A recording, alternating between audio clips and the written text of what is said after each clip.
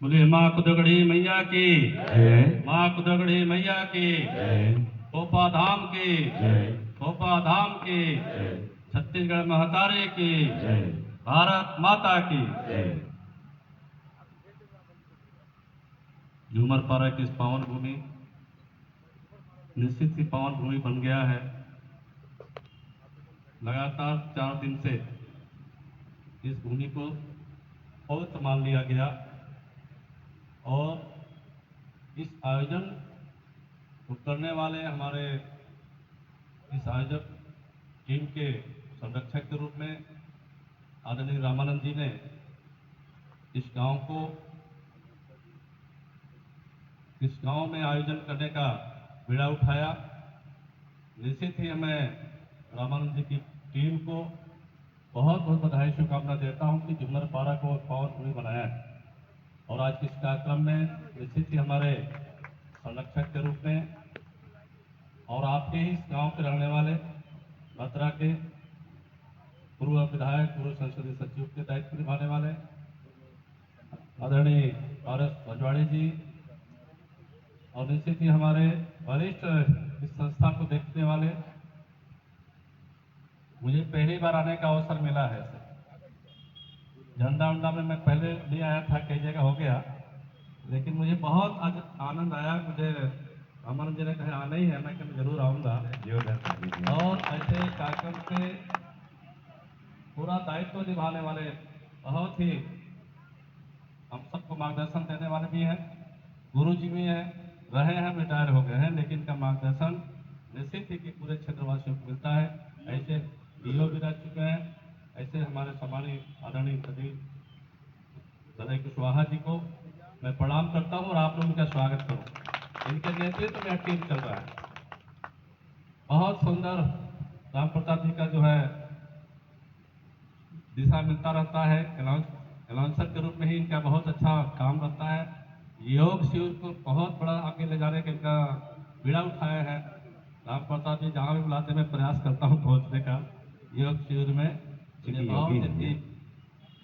इनकी कार्य क्षमता, इनकी योग्यता को मैं प्रणाम करता हूँ।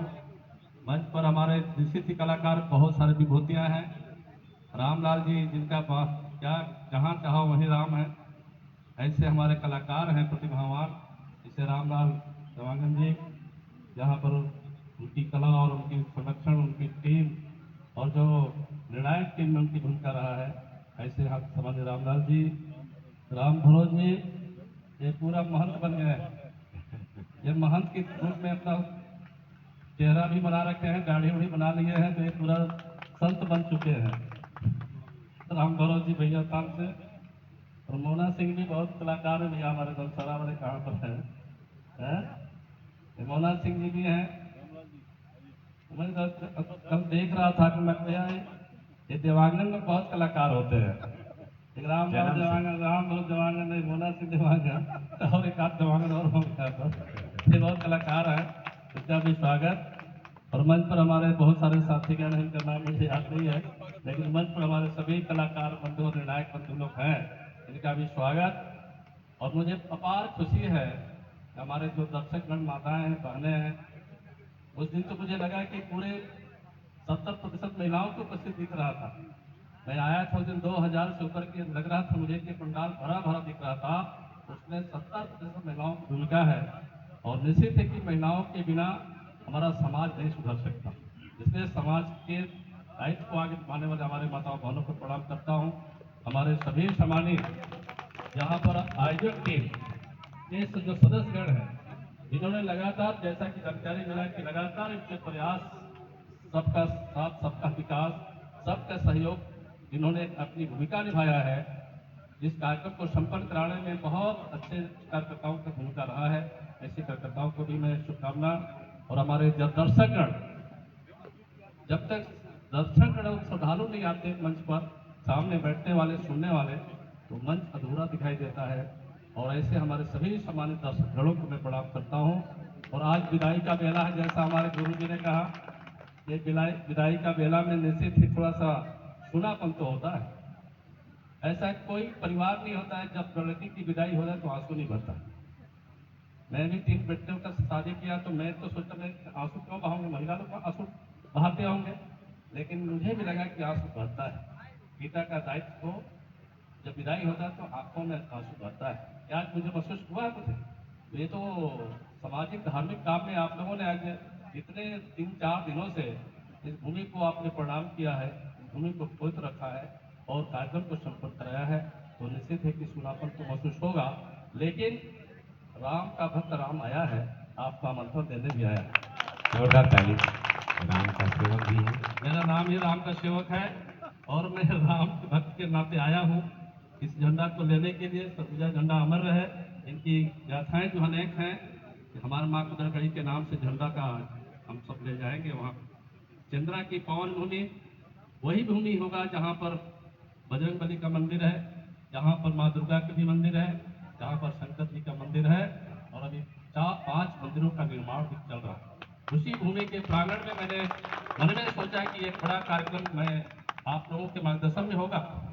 मैं तो कार्यक्रम कराने के लिए नया हूँ, लेकिन जितने टीम आए हैं यहाँ पर, जो निर्णायक है, जो यहाँ के संचालक गण है, सबकी भूमिका वहाँ पर रहेगा। मैं आपको आज से आमंत्रित कर दिया, क्योंकि मैं तो जितना हो सकता है संचालन के सहयोग करने के लिए तैयार हूँ।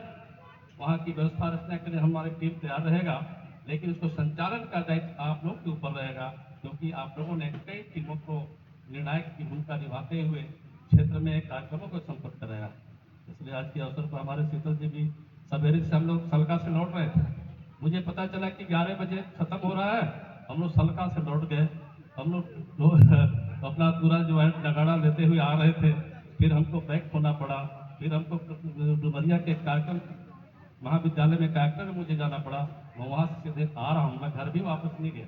मैं सोचा आप इधर से बारात करते जाएंगे। हमारे कार्यकर्ता लोग भी आए हैं 2-4 लोग, क्योंकि पहले से तैयारी नहीं था कि ज़्यादा बारात लेके आना है, तो मैं सोचा भैया बारात में जो जाएंगे तो ज़्यादा खर्च भी हो जाएगा। अब कम संख्या में आए हैं, आप लोगों का खर्च इतना है। इसलिए आज की शुभ अवसर का और ज़्यादा कुछ नहीं कहना है। मुझे अपार खुशी इस बात का है, उस दिन जो नागपुर के जो बच्चों ने अपनी प्रतिभा को दिखाया, अपनी प्रतिभा को ऐसा दिखाया कि सबके मन को मोह लिया। 5 बच्चों का प्रदर्शन देख करके मैं तो उसने कहा कि बच्चे आगे छोड़ छोड़िए, क्या देखेंगे। हमने सोचा कि लेकिन फिर भी मैं इनकी प्रतिभा को देख के ही मैं जाऊंगा। नहीं तो पहले लोग हमारे जिला दजिया से हम निकल रहे हैं, मैं भी सोचा निकल जाऊँ, लेकिन मैं कह नहीं, बहुत दूर से आए हैं, इनकी प्रतिभा देखना जरूरी है। और वास्तव में उन्होंने जो सभा को, इस मंच को, इस कार्यक्रम को जो अपनी प्रतिभा का प्रदर्शन किया, प्रस्तुति किया है, ये अपने एक बहुत बड़ा भविष्य के लिए प्रेरणा है। और मैंने मन में सोच लिया कि इनके लिए मैं माननीय मुख्यमंत्री जी से इनकी विशेष कोटे में इनके लिए कुछ राशि, अनुदान राशि मैं स्वीकृत कराऊंगा। मन में सोच कर नाम नाम निकल लिया। ऐसे प्रतिभा को आगे बढ़ाना बहुत जरूरी है। और आज भी क्षेत्र में जो हो रहे हैं, जो बहुत सारे हमारे, मुझे तो अपार खुशी है कि क्षेत्र के रजवाड़ी समाज के बहुत लोगों को मैं देखा इस कार्यक्रम को आगे बढ़ करके हिस्सा ले रहे हैं। तो सब कुछ शिक्षा सबके साथ है, सब कुछ आगे बढ़ सकते हैं।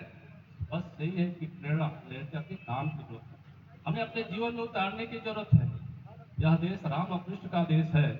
अगर हम वास्तव में रामायण की बात करते हैं, रामायण का जो पुस्तक है, रामायण का जो प्रतिभा है उसमें लिखे हुए तुलसीदास जी का जो बातें लिखी गई है, उसी का अगर अध्ययन कर ले हम लोग तो अपने जीवन धन्य हो जाएगा।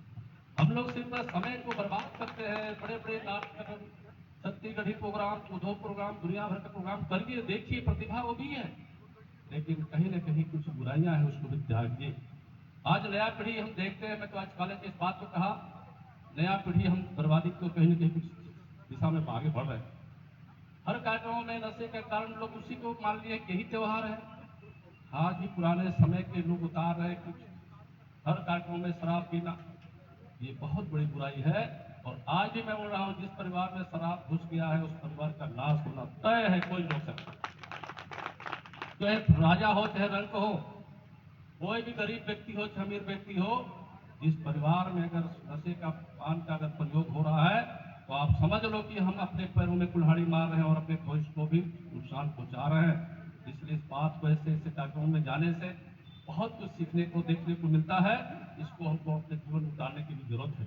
और इस बात को मैं कहना चाहता हूँ, हमारे माताओं पर बहुत बड़ी जिम्मेदारी है। जिस परिवार में अगर माताएं शिक्षित हैं, समझदार हैं, वो परिवार आगे बढ़ता है। जिस परिवार में हम उसी शराब के नशों में लथपथ रहेंगे, पति पत्नी दोनों पीने में मस्त रहेंगे, तो परिवार तो संपूर्ण नाश होगा। इसलिए आज मैं इस अवसर पर यही कहना चाहता हूँ, हमारा देश राम और कृष्ण का देश है। इस देश की नदियाँ पवित्र हैं, गंगा, जमुना, सरस्वती, कावेरी, जितनी भी नदियां हैं आप देखो, सब पवित्र नदियां हैं, जिसमें हम लोग पवित्र होने के लिए यहाँ से नहाने जाते हैं। लेकिन वास्तव में असली गंगा और पवित्र तो घर में ही है। माँ बाप ही हमारे गंगा है, माँ बाप ही हमारे तीर्थ स्थल है। आज हम माँ बाप को जो है एक किनारे पे किनारे पे करते जा रहे हैं।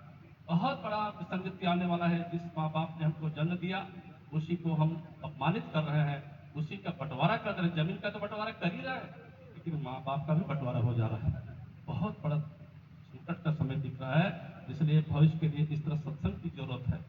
भविष्य में इस तरह का काम लगातार करते रहने की जरूरत है। हर गांव गांव में हमको समाज के लिए रामायण मंडली बनाने की जरूरत है। पुराने समय में लोग दो चार लोग रहते थे, अब तो पढ़े लिखे नहीं थे पहले तो भी रामायण होता था। अब तो इतने संसाधन बढ़ गया, गांव गांव में पढ़े लिखे लोग हैं। हमको इस दिशा में पहल सबको करने की जरूरत है कि हम हर गांव गांव में पारा पारा में रामायण मंडली बनाए, तब जाकर गांव का काम आगे बढ़ेगा। आज हम लोग गांव गांव में देखते हैं, वादी हमारे सबकी बहुत घनी आबादी है। एक राम मंदिर बनाने में हमारा योगदान होना चाहिए, सबको मिलकर के, राम का, हनुमान का, जिसको भी आप मानते हो, लेकिन सनातन धर्म की रक्षा करने के लिए भी हमको आगे बढ़ना होगा। नहीं तो हमारा देश जिस गति से धर्मांतरण हो रहा है, जिस गति से आतंकवाद बढ़ रहा था, उसको रोकने का काम हो रहा है। लेकिन हमारा मतांतर धर्मांतरण को हमको सबको चिंता की विषय है कि हमारे गांव में कोई ऐसा व्यक्ति नहीं है जो धर्मांतरण क्यों आगे हो रहा है, तो उसको रोकिए। प्रलोभन में लोग फंस रहे हैं। पहले आदिवासी वर्ग को पकड़े थे ईसाई मिशनरी, और आज दूसरे हमारे अन्य वर्ग को भी पकड़ रहे हैं। इसलिए चिंता का विषय है सबके लिए। आप हम सब लोग सनातनी हैं। राजनीतिक दल भले हम अलग अलग हो सकते हैं, भारत जी अलग दल के हैं, हम अलग दल के हैं, लेकिन हैं तो समाज के और सनातन धर्म के लोग हैं। इसलिए हम सबका दायित्व है, राजनीतिक क्षेत्र वालों को भी, अपने समाज और धर्म को बचाने की जरूरत है। नहीं तो हमारा समाज बिगड़ जाएगा, तो हमारा देश भी बिगड़ जाएगा। इसलिए आज देख रहे हैं हम लोग, देश और विदेशों का हालचाल सोच रहे हैं, देख रहे हैं क्या हो रहा है अन्य देशों में। इसलिए हम सबका दायित्व है कि भारत भूमि की रक्षा, इस भारत भूमि की माँ की रक्षा हम सबको करना है। और अंत में मैं जरूर कहना चाहूँगा, गौ माता हम मानते हैं, गौ हमारी माँ है, जो जन्म से लेकर मृत्यु तक हमको दूध पिलाती है। ऐसे गौ माता को हम अपमानित कर रहे हैं, हम लोग सेवा नहीं कर रहे। इसका कारण है, आज नया पीढ़ी के लोग गोबर से बहुत डरते हैं। गोबर लग गया कपड़े में तो बहुत अपमान अपने आप महसूस कर रहे हैं। लेकिन गौ माता माता है, गोबर से हम बहुत जगह बनाते हैं, देवी देवताओं को पूजा पाठ के माध्यम से लिपाई पोताई होता है। वैसे पवित्र भूमि है। अन्य अन्य पशुओं के गोबर को हम उपयोग नहीं करते हैं पूजा पाठ में, लेकिन गौ माता की गोबर से हम पवित्र करते हैं, देवी देवताओं को घर को शुद्धिकरण करते हैं। लेकिन आज माता अपमानित, वो भूखी है, हम लोग सिर्फ डंडा मार के उसको भगा दे रहे हैं। शासन प्रशासन से जरूर गौशाला कई जगह खोलने की प्रक्रिया है, शासन पे काम में लगी है, लेकिन हम सबका भी दायित्व। मैं सरकार वालों को धन्यवाद देता हूँ।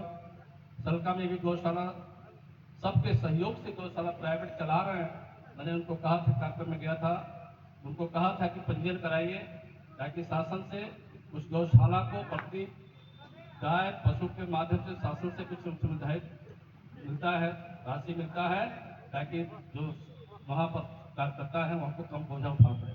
इसलिए हम सबका दायित्व है कि अपने घरों में बांध के खिलाइए। गौ गाय जो है 2-4 तो जरूर पालिए, बांध के खिलाइए। जिस तरह हम पैरा हम घर में रखते हैं, उसको बढ़िया नए तरीके से भूसा बना करके लेके खिलाइए, वो हमारा गोबर देगा। जितने हम गोबर आज रासायनिक खाद का उपयोग कर रहे हैं, गोबर कहीं नहीं है, लेकिन रासायनिक खाद का जितना उपयोग कर रहे हैं, मैं ज्यादा बोल रहा हूँ लेकिन लगता है गोबर का उपयोग नगण्य होते जा रहा है, और रासायनिक खादों का उपयोग ज्यादा बढ़ा रहे हैं। आज उसी के कारण हर घर में बीमारी है, हर घर में कैंसर का स्वरूप बढ़ रहा है, हर घर में आपका शुगर बीपी बढ़ रहा है। इसका वही कारण है कि हमारा धरती बंजर हो रही है, हमारा धरती दूषित हो रही है, हमारा जल दूषित हो रहा है। इसलिए हम सबको मिलकर के जमीन को भी बचाना है, जल को भी बचाना है, और पर्यावरण को भी बचाना है। पर्यावरण में हम सब देखें कि हम लोग हम लोग जंगल के किनारे रहते हैं, इतना मंडप काट काट के हमारे लोग विनाश करते रहे हमारे जंगल को। एक एक मंडप में 40-40 सराय के झाड़ को काट के मंडप काट रहे हैं, लेकिन एक पौधा कोई नहीं लगा रहा है। इस बात को हम चिंता करने की जरूरत है। हम सब लोग अपने अपने जहाँ पर जंगल है हम सब लोग को बचाने की जरूरत है। जहाँ जंगल नहीं वहाँ पेड़ लगाने की जरूरत है। जहाँ जहाँ भी पेड़ है पेड़ लगाइए, फलदार वृक्ष लगाइए, आने वाले भविष्य के लिए फल लगाइए। इसलिए आज के इस अवसर पर मैं बाराती बन के आया हूँ। आप सबको प्रणाम, धन्यवाद। बहुत बहुत धन्यवाद भाई। आपका सोच, आपका विचार, आपके विचार ही आपकी पहचान है। चेहरे पर सदा आपकी मुस्कान है। हमारी खुशकिस्मत है कि आप हमारे मेहमान हैं। दीप से दीप जलाते रहें, कदम से यूं ही कदम बढ़ाते रहें, सनातन धर्म की ध्वजा लहराते हुए एक दिए से लाखों दीप जलाते रहें। आइए